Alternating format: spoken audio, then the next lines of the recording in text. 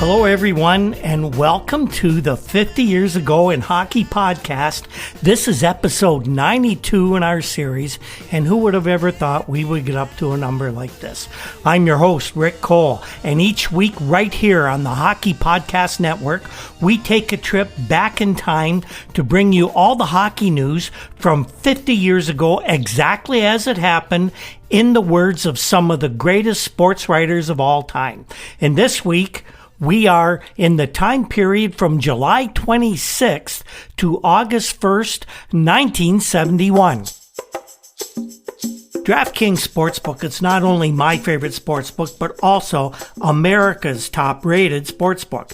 Speaking of America and Canada, of course, too, our top athletes right now are over in Tokyo competing for gold medals. And DraftKings had a medal-worthy offer just for our listeners.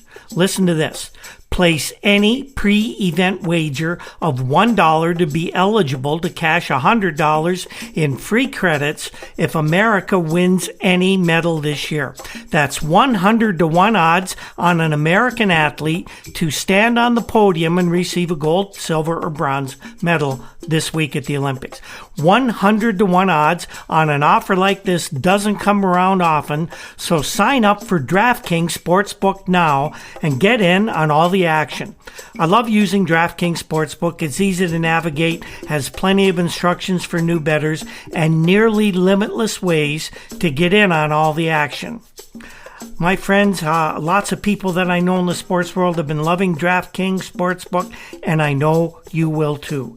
Download the top-rated DraftKings Sportsbook app now and use promo code THPN, that's THPN for the Hockey Podcast Network, when you sign up to turn $1 into $100 in free credits if America wins a medal.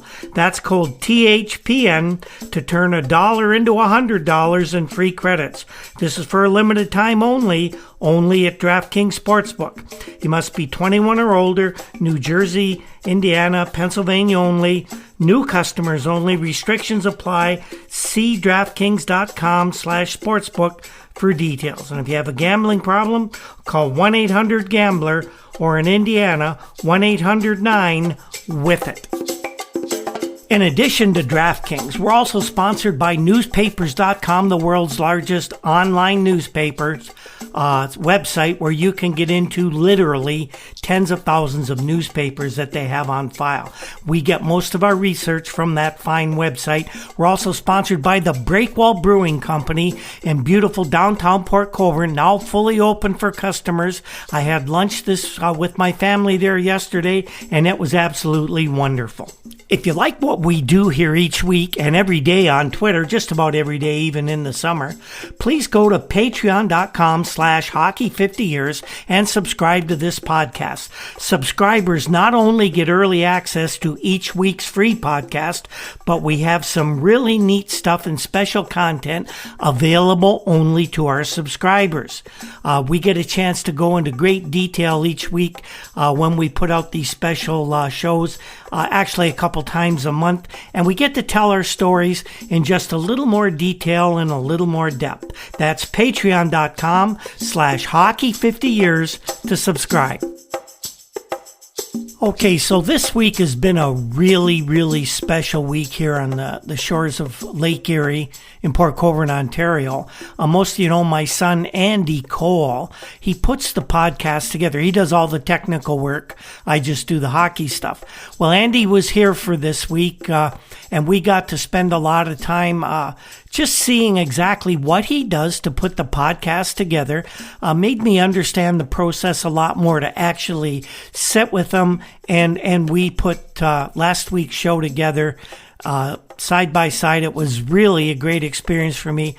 He is a true professional, and I just can't believe all the work he puts into this. So this week's show, well, we have July drawing to a close, and the dog days of August, usually a desert wasteland in terms of hockey news, was just around the corner. But there was some news coming out of NHL cities and even some minor league cities, and we're going to take some quick hits on those right off the bat this week. One Vancouver Canucks defenseman left hospital this week and another was admitted. Barry Wilkins, who played the 70-71 season with the NHL Canucks, was released just before the week began on Saturday following emergency surgery for kidney stones. And man, that must have been painful. Jim Hargraves, the Canucks number 2 draft choice in the 70 June amateur draft, which was the Canucks' very first amateur draft, he entered Royal Columbian Hospital as the week began on Sunday to undergo surgery early in the week on ligaments in his ankle. Hargraves missed more than a month last season because of leg injuries, and he played for the Canucks American League farm team in Rochester, New York, well known to everybody in this area, the Rochester Americans. Meanwhile, General Manager Bud Poyle of the Canucks informed us he's beginning contract negotiations this week with Vancouver residents Orland Kurtenbach, Wayne Mackey, and goalie Dunk Wilson. National Hockey League fans in the United States and those like me who live near the border in Canada will be happy to find out that the Columbia Broadcasting System has announced that it will televise 12 regular season contests in the NHL during the 1971-72 season starting this fall, and they will be televising Stanley Cup playoff games. CBS begins its 6th straight year of NHL coverage on Sunday, January 9th, and after omitting Super Bowl Sunday on the 16th, why wouldn't they? They'll resume telecasts January 23rd and every following Sunday through April 2nd. Playoff coverage will begin Sunday, April 9th and continue through May 7 to 14, depending, of course, on the length of the Stanley Cup playoffs. Detroit Red Wings general manager Ned Harkness informs us this week that 2 players, former Blues defenseman Bob Wall and right wing Doug Volmar, have signed contracts for the upcoming season. Bob Wall, now 28, former Hamilton Red Wing I enjoyed watching in junior. He was acquired with forward Ab McDonald 2 months ago as part of the deal that sent Carl Brewer's rights from the Red Wings to the Blues. Doug Volmar's a former Michigan State All-American hockey player, and he led the American Hockey League last season in goals with 42. At Harrison, New York this week, Bobby Russo of the New York Rangers beat Vancouver Canucks Dale Talon on the second hole of a sudden death playoff to win the 6th National Hockey League golf tournament held in that area. The two were tied at a score of 75 at the end of 18 holes. Both parred the first playoff hole. Russo then parred the second, while younger Talon took a bogey, and that gave Bobby Russo the victory. A little sad note this week. A lot of people like this guy. Ken Campbell was the director of player personnel for the Chicago Blackhawks of the National Hockey League, and he passed away on his farm this week when the tractor he was driving turned over. He was 47 years old. Campbell was using the tractor to try and remove a stump when the tractor suddenly flipped over and it pinned him underneath. Ken was a native of Montreal and was a standout high school football and hockey player, and he was a teammate of Doug Harvey. He played left wing for the Pembroke Lumber Kings of the Northern Ontario Hockey Association, and in 1957 he became a player coach with the Troy Bruins of the International Hockey League. When the franchise was shifted to Greensboro, North Carolina the next season, he moved there as a full-time coach. In 1960, Ken went to St. Catharines as coach of the OHA Junior A Teepees, and in 64, he became the director of player personnel and chief Eastern Canada scout for the Chicago Blackhawks, for whom he worked until the time of his passing. For the past 3 years, he had also been the general manager of the Dallas Blackhawks of the Central Hockey League. Ken, a lot of people didn't know, was also the part owner of the St. Catharines junior team, but sold out to his partner Fred Muller at the NHL meetings in Montreal just this past June. They've had a lot of sadness for the Campbell family. A son, Randy, enlisted in the U.S. Army, and he was only 20 years old when he was killed in action in Vietnam in 1966. Bernie Boom Boom Geoffrion is going to play hockey once again. No, the Boomer wasn't planning on a playing comeback in the NHL, but he was going to suit up again for Montreal Old Timers against the Rangers this week with Gilles Villemure, who was actually going to play in the exhibition game as well. This was a Pro-Am game that was scheduled at Skateland in New Hyde Park, Long Island. Among the visiting players from Montreal who'd be playing were Yvan Cournoyer, Pierre Jerry, who's a Rangers top farm prospect, and New York will have Rod Gilbert, Brad Park, Gilles Villemure, and Pete Bostwick, who's one of the country's top amateur stars and actually not a bad hockey player as well. A good time was had by all at this game. The score, we really don't know. Didn't matter.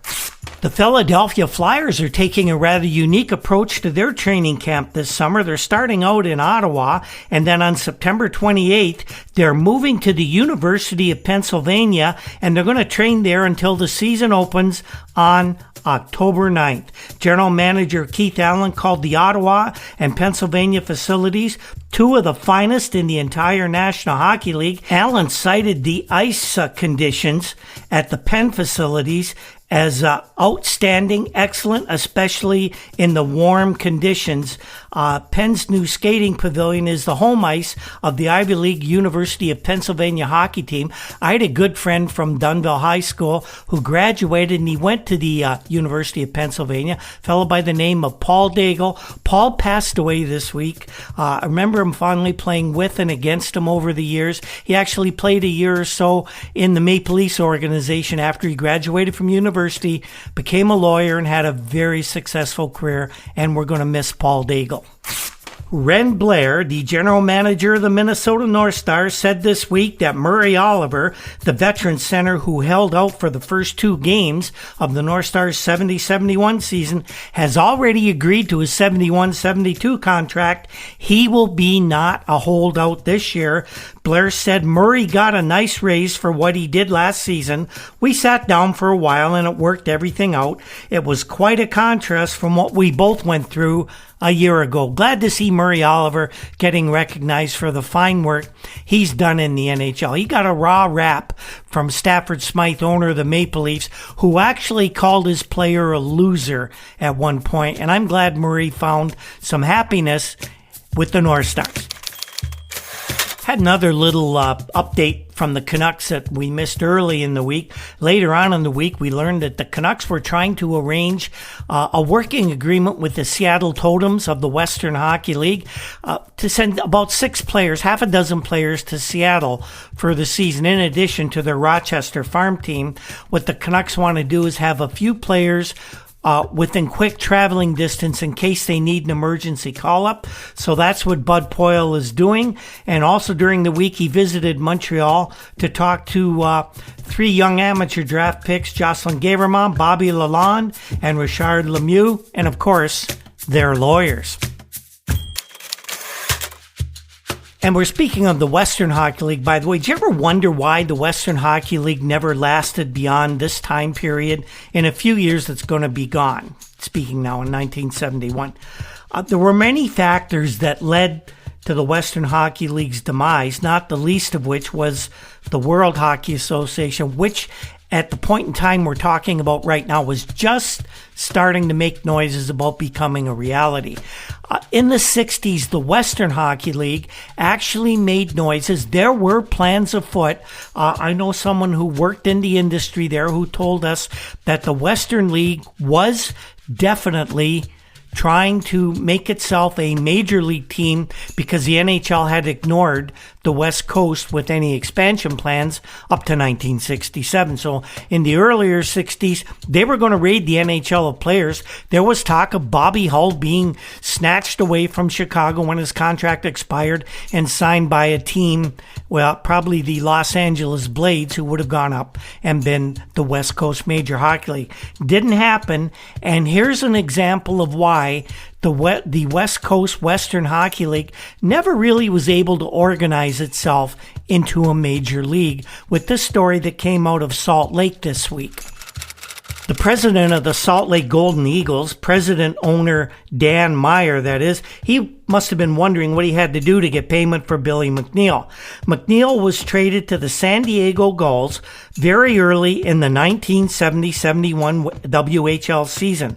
What a lot of people didn't know is that Salt Lake was supposed to get a veteran winger by the name of Fred Hiltz, well known in minor league hockey circles. They were supposed to get him from San Diego in a straight swap for McNeil, but Hiltz failed to pass his medical, as it turned out, so he never did report to Salt Lake, but McNeil played the rest of the season for the Gulls, and Salt Lake got nothing in return for the player. Gene Konisewicz, the 29-year-old who was then president of the Western Hockey League, was informed of the situation, and he established a deadline for the San Diego Gulls to make some type of reparation, some type of restitution, either another player or money to Salt Lake. But the deadline that Konisewicz set passed with no compensation being directed towards Salt Lake. So now a new deadline of August 1st was set by the new league president, Bill McFarland,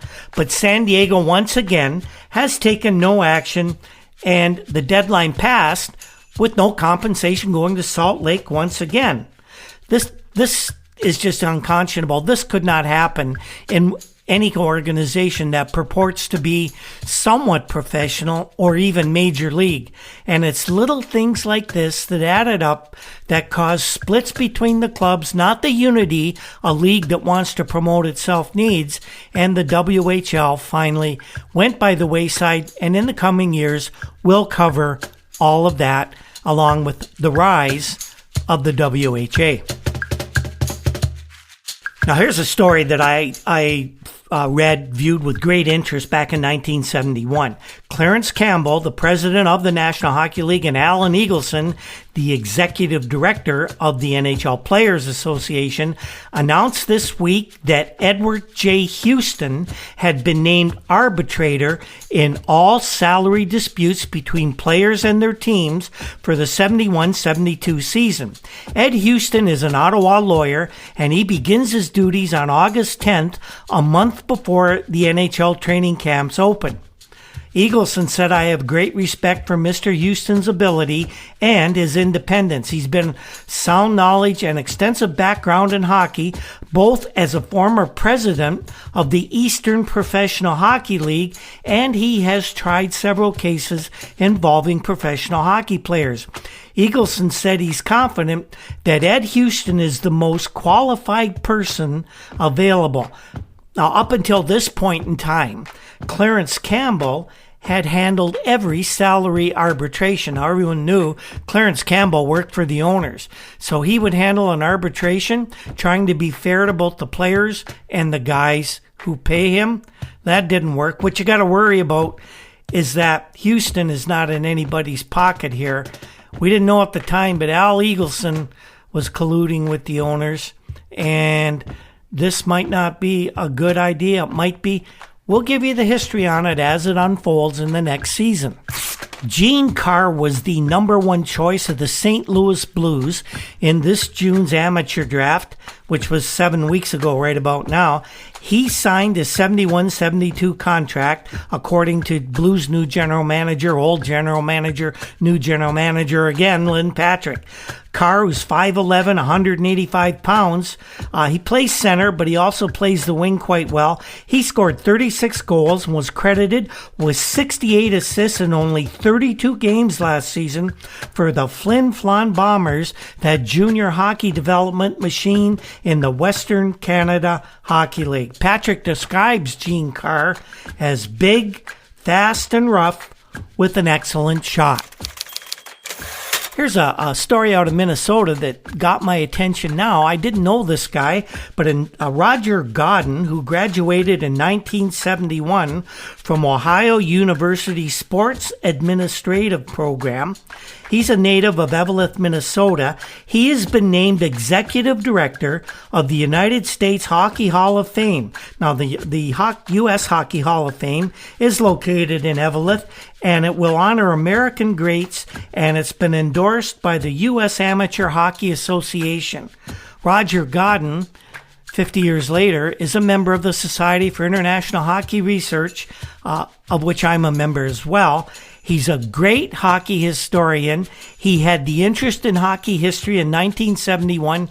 He has done some amazing work over the years. I'm proud to say that I've met Roger. I know him a bit. He's a wonderful guy, and this is where it all began for Roger Godden. Here's a story out of Columbus, Ohio. Long before the Blue Jackets became into existence, the Columbus Seals, a new team in the International Hockey League, which is kind of described as a semi-pro league, but the players are paid. It's their job. They named their coach this week. It's Terry Gray, who last year was the coach of the Montreal Voyageurs of the AHL. Gray is a 33-year-old veteran player, and I don't think he's going to play in Columbus this year, but he did play in the NHL with Boston, Los Angeles, and the St. Louis Blues. The Columbus Seals are, of course, going to be a farm team for the California Golden Seals. Here's a story out of Boston. The Bruins seem to be having trouble getting players to sign their 71-72 contracts, and owner Weston Adams Jr.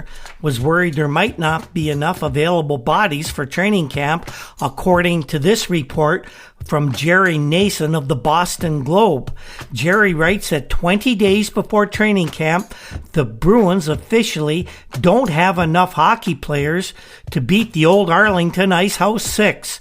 The focus on the big pack negotiations with their Majesties Oren Esposito has camouflaged the fact that all the Bruins are looking for a lot more dough than they earned last season, even though they had an alarming lack of playoff success. A signed contract for 71-72 right now at 150 Causeway Street in Boston could actually be a collector's item. There are so few of them. No NHL player can go to camp if he's not signed, so you have to get this signings done in the summer. Boston President Weston Adams Jr. said that's the new rule. The players have to be signed before training camp. And Adams says, I don't know what we're going to do and what we're going to look like at camp. Weston ended his brief interview with Jerry Nason saying, if you can skate, come on up to Canada to the camp. Westy said that the club expected salary pitches from one end of the roster to the other. It goes with any team in sports that had just compiled an extraordinary record, but he admitted the Bruins didn't have many signed contracts with 20 days to go. But he did say, I think we're progressing. Adams said the demands this year are really big, and he would prefer not to go to arbitration with his players. The new Bobby Orr contract is basically, from what we're told, all set up except for some detail work. Adams called that one pretty close, but he did add, I don't think we're close at all with Phil Esposito. The Vancouver Canucks situation is something I want to do a little bit of a deeper dive into in this show as well. If you've been listening all summer, you know that it's been a financial mess in Vancouver with the American owners. And we were really hearing these stories and wondering if they're going to become another NHL hot steaming mess like the California franchise. Well, Vancouver columnist Clancy Larange, if you believe him, things are not good the way the Canucks are being run, and I really know of no reason not to believe Clancy. Here's his report this week on what's been going on with the Vancouver Canucks. Larange wrote that his newsman's nose kept telling him that there should be some interesting new developments on the Canucks ownership situation sometime maybe this week, but for him, it's been frustrating trying to get at the truth. Here's how it had been for a poor, benighted hockey writer on the Canucks beat. First, you're told that there should be some changes in the directorship when the brass meet in mid-July. Then you're informed that the meeting has been canceled. Can't get all the directors together. they told him. Then you hear that Herb Capazzi is heading for San Francisco to talk to Tom Scallon, his leading debtor, who is basically the president of Medicor, owner of the Canucks. And this is accompanied by two rumors. One, that Scallon decided the situation in Vancouver is untenable and that he had decided to get out, or two, that Capazzi will offer an additional $3 million on top of the $3.6 million loan to Medicor he already gave to take over the majority shares in Northwest Sports, which is the parent company of the Canucks. So Capazzi tells Clancy that there's nothing to indicate that Scallon wants out, and he denies, after coming back from San Francisco, that he made him an offer to buy the team. Scallon says he has no intention of selling. So you scratch those two rumors, or anyway, put them in the officially dead or in the temporary file, your choice. So now, Laranger hears that general manager Bud Poile's out of town. Had to go to Seattle to talk to some other club policy with Lyman Walters, who happened to be in that Washington City. Ponder that there must be a better way to run a company you don't know where anybody is.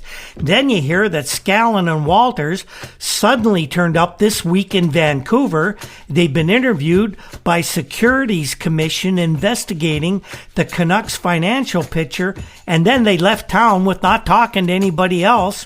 And in fact, Bud Poile said he didn't even know that his two bosses were in town. Laranger phoned the Canucks PR man, Greg Dulles, to give him what for not letting him know that the owners of the Canucks were in the city.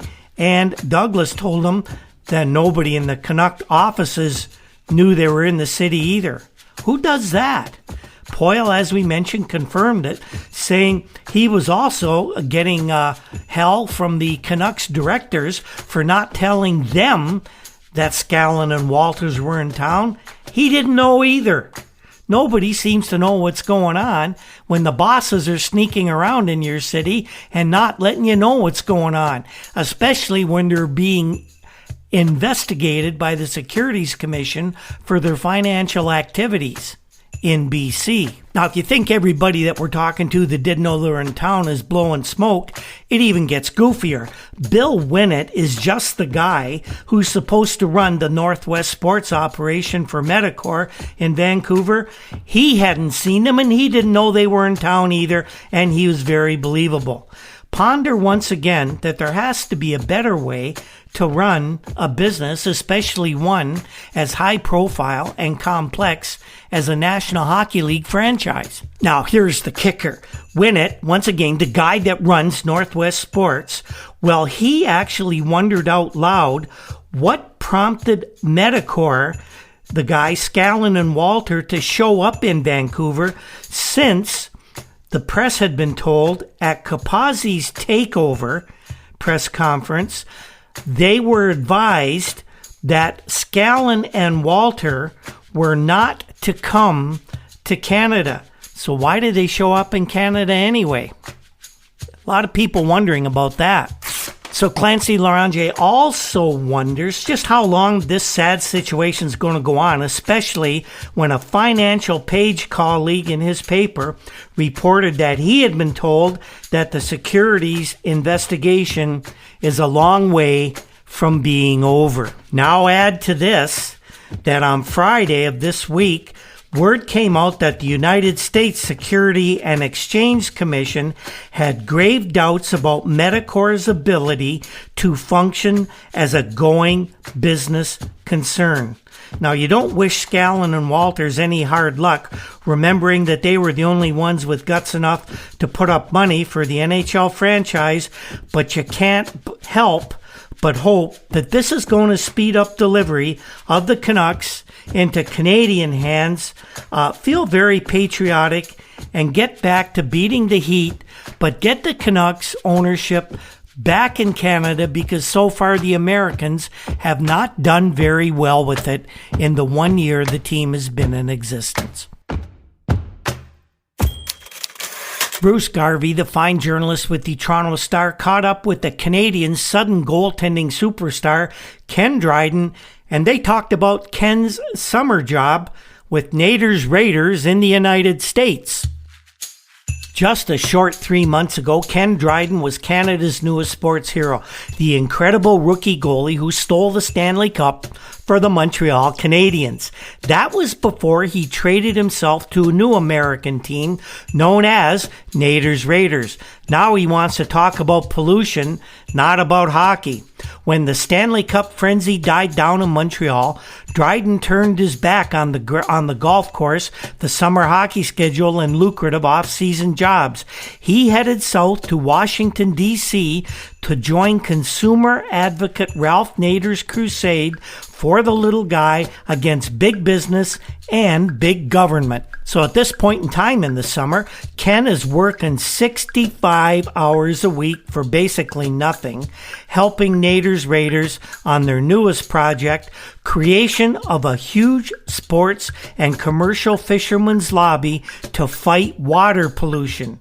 Dryden, his brows knitting together in intensity, dodged the locker room banner and talked about Nader, the battle against pollution, his law studies at McGill University, and the, quote, new athlete who is emerging with a public backlash against the traditional monosyllabic dumb jock image. The new athlete is Joe Namath, movie star, swinger, businessman, and quarterback of the New York Jets. The new athlete is Muhammad Ali, the political activist and former world heavyweight boxing champion. And this new athlete is Ken Dryden, the 23-year-old hockey star with a modest Fu Manchu mustache, longish hair, bell-bottom pants, and a burning social curiosity and concern. Ken admitted to Garvey that 20 years ago, his consuming interest in a career in public interest law would probably have been out of the question if he'd wanted to mind the Canadian goal for half the year, or at least for all the playoffs this year. Hours and hours of traveling in a train would have clipped his academic wings, even if a sports organization would have then been a revolutionary idea 20 years ago. Ken says athletes today are much better educated too, and there's a greater emphasis on social issues. Salaries are much better, and you don't have to work in the summer as a hockey player anymore. Nowadays, a team has one common interest, and individuals all have private interests of their own. Ken says you have to have these private interests, otherwise you'd just be bored to death with the grind of pro hockey. It would drive you nuts. Dryden's interest centers around his law studies. He'll graduate in a year and a term. And, of course, his interest also centers around his job with Nader. He's one of 35 young law students working this summer with Nader's regular staff for a flat fee for the summer of just $400. And Ken Dryden declined the fee. When asked why, Ken simply replied, "Ralph Nader can do more with $400 than I can." Specifically, Ken's assignment is to build a grassroots organization from the 30 million fishermen in the United States and Canada, and to press for cleaner water the way the powerful American gun lobby, made up mainly of hunters, effectively blocked gun restrictions. "We're doing it on a regional basis," said Ken, "and we're starting out with the Chesapeake Bay region first. Eventually," Ken says, "they will get up to the Great Lakes and the East and West Coast regions, and that'll include Canada." In other words, they're working on both sides of the border. One difference with the gun lobby there, the Second Amendment, as we've sadly learned 50 years later, protects gun owners too much, in my opinion, as a former police officer who saw the evil that guns provide to society in so many cases. Ken also mentioned that when he returns to Canada next month, he hopes to work on a basic study of the Canadian water pollution situation. He says he's going to do a pretty detailed essay that hopefully he can make part of his law coursework. The big problem in Canada is working out the division of jurisdiction between federal and provincial governments. It's always been a mess. But this whole subject is something that you can really get excited about. I can attest to that, having lived on the shores of Lake Erie for all my youth and a lot of my adult life. It's something that always interests me. Ken said that every day you look up at the air and you see that it isn't what it should be. The water has smells, or the water looks terrible. You can find crud coming out of the drinking water, and fish are dying by the thousands. You just can't avoid it. Ken describes working with the Raiders as suddenly finding yourself in the position of doing something about all the things you've seen going on and have been frustrating you.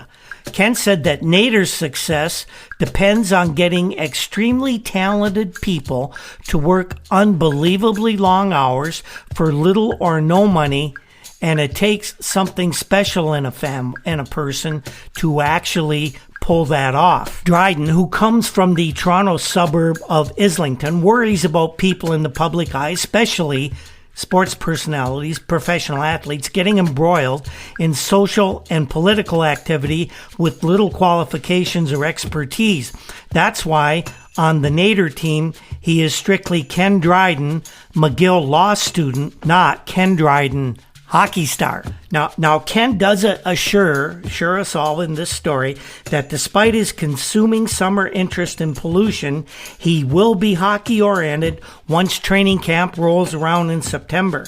Ken says that one of the very good things about hockey is that you get a lot of time for other things. I really don't know what I want to do yet, but hockey gives me a great chance to experiment. And our final feature this week, we have Dan Proudfoot of the Toronto Globe and Mail talking about a very prolific hockey family, the Cullens. Now, full disclosure here, my dad, who worked in the automotive business for most of his adult life, was a service manager for Brian Cullen's General Motors dealership in St. Catharines for a few years. And I always thought Brian treated my dad really, really well. The only reason he didn't last more years with Brian was because it's quite a drive every day from Port Colborne to actually Lowbanks, where my parents lived, out along the shore of Lake Erie, to Lake Ontario, where the St. Catharines dealership was. I did happen to talk to Brian a couple times, and I know he was a really good guy. And just before the pandemic, I had the opportunity to have lunch with Brian at Marcel Dion's Niagara Falls restaurant. We got a chance to talk about those days when my dad worked there, and it was a really interesting time for me. And on the occasion of one of the Cullen family members' retirement, Dan Proudfoot did this story in the Toronto Globe and Mail 50 years ago this week. Dan writes, being the youngest of the brothers, Ray Cullen has always found himself following, and the latest development isn't any different. Brian's now 37. He always moved first. Barry was a stride behind, and then came Ray, the youngest, by 7 years to Barry, and thus stepping time to the beat of the brothers' accomplishments. The three Cullens played hockey, and with Ray's decision of the past month, it can be said that all three now retired from hockey, and they all retired when they were 29 years old. Now, by today's National Hockey League standards, quitting at 29, it's almost an unnatural act. 29 in hockey terms is often considered still puberty. Quitting then just isn't heard of. Moreover, Cullen's decision brings to an end 2 decades in which the Cullen family name was prominent, either in professional hockey or the junior league that feeds the pros. So what happened? Well, Ray Cullen played last season with the Vancouver Canucks, but he says himself that he didn't play very well. Then hockey's draft last month left him with all the damaged status of a bruised apple in a ripe, unpicked orchard. The drafts do things to guys' summers, all right. Guys like Guy Lafleur or Marcel Dion, top picks from the juniors, they contemplate imminent incomes measured in the tens of thousands. Guys like Ray Cullen gotta wonder what happened. You have to think when you're not protected and there are 14 teams in the league and none of them want you, I kind of expected that I might have been traded before the draft, but I didn't. I didn't expect not to be selected. Rochester, Vancouver's team in the American League, finally took me in the reverse draft, says Ray. Now, the way the wife and I look at it, we have 5 boys, 3 of them are in school, and just last year we bought a house in Niagara-on-the-Lake, so we don't want to move around anymore. And who could blame them? Ray also says that he wonders why at 29 he should go back to the minors and kick around there for 6 or 7 years or maybe longer. And he knows he could. He knows he could play minor league hockey and be reasonably successful. And then think, well, Ray says maybe at 38, I'd find out I'm through. And even if I saved my money, what could I turn to at 38 years old? Now, don't be misled. Ray Cullen has no complaint with hockey in general. It's simply that he believes now is the time to get out for his own benefit. He has come to the same conclusion as did his brothers before him. I think that maybe we all saw things through Brian's eyes. Some guys stick with hockey just as long as they can, but maybe we have the confidence in ourselves that we can do other things. Today, Brian operates his own Chevrolet Oldsmobile Cadillac dealership in St. Catharines, and Barry has the same sort of GM corner store in the city of Guelph. Ray tells us that he's considering several possibilities, and entering an auto leasing business is one of them. That's how Brian and Barry got started, and of course he would have great mentors in those two guys. As one of hockey's brother acts, the Cullens will not be remembered along with the Conakers, the Bentleys, the Mahavliches, and the Espositos. But the Cullens did leave their marks, not the least of which remain in St. Catharines, where the family moved from Ottawa so the sons could play first-line Junior A hockey. Brian scored a record 68 goals for the St. Catharines Teepees in the 1953-54 season, and that record stood until just this past season. Barry also played for the Teepees, and he was Rookie of the Year in the Western Hockey League when he turned pro in 1955-56. The only notable NHL year for the older brothers, however, was 57-58 when they both played for the Toronto Maple Leafs. Brian scored 20 times and Barry 16 for the Leafs. In the meantime, Ray was back home preparing to make the St. Catharines Teepees in Junior A the very next season. Now, ironically, of the 3 brothers, Ray has the best NHL record. He scored 28 goals for the Minnesota North Stars in the first year of post-expansion, when the North Stars' first season. Then he scored 26 and 17 in the next 2 seasons. He was drafted a year ago by the Canucks in the expansion draft, and his production sank to just 12 goals and 21 assists. Ray says, I wasn't that great of a hockey player once I got out of junior hockey. I never thought I'd really make it to the NHL. I thought it was out of my reach, but I thought it would be possible to have a pretty darn good career in the minors. Expansion, of course, changed all that for Ray. The one thing Ray had going for him, of course, was that everywhere he played, he scored. He was not a great skater. Brian's problem, too. He always said that he wished he'd been a better skater, but he was effective enough to put the puck in the net. Ray said, one thing I do feel good about, I did go up to Detroit for 20 games or so the year before expansion, and he scored 8 goals and 8 assists in 27 games. Not a bad record at all in a 6-team National Hockey League. Ray Cullen sums things up by saying, I consider myself fortunate enough to have got in a couple of years to have come along when the money did bloom for hockey players with the expansion. Ray is now going to enter into another industry, most likely the car dealership industry. He's got 2 great mentors in Brian Cullen and Barry Cullen, and I can say from having known Brian Cullen, he's a great guy, and he would certainly take care of his younger brother, Ray. So that is this week's show, everyone. We're in the dog days of summer, but we still got some good hockey content, I think, for you. What did we learn this time around? Well, we learned that the Bruins, on the heels of their most disheartening playoff loss in recent memory, are now having trouble getting some of their superstars under contract. We found out just how Canadians' new goalie Ken Dryden is spending this offseason, a very interesting offseason for the young, recently developed superstar. And we learned that there is a real danger that the Vancouver Canucks, if they continue on their current path, might become as big a mess as the California Golden Seals. Let's hope that doesn't happen. So next week, we've got a little bit more news. The news is a little harder to dig up for next week, but we do have a complete line of the North Stars asking for a combined salary of $100,000, and we've got that story.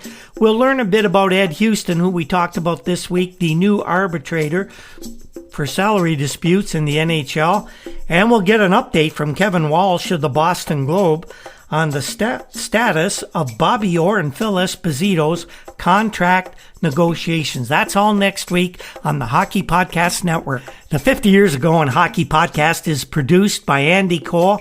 I can't thank him enough for what he does.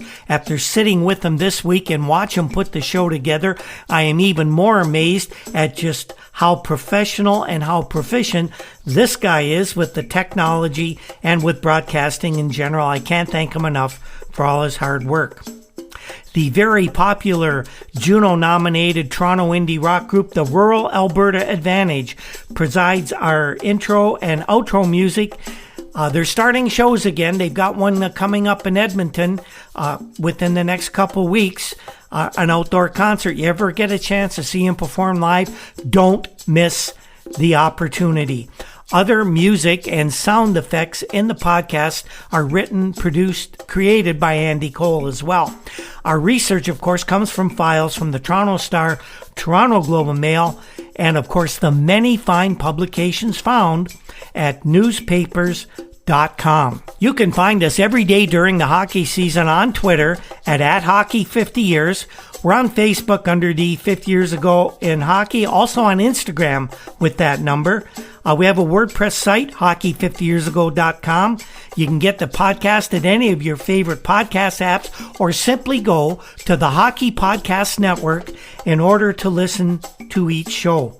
Thanks again to everyone who tunes in every week. We're having a lot of fun. It won't be long now until the 1971-72 season gets underway. We'll have all the news from that, including a lot of deep dives into the formation of the World Hockey Association. And on that note, we will see you next time. When the ice breaks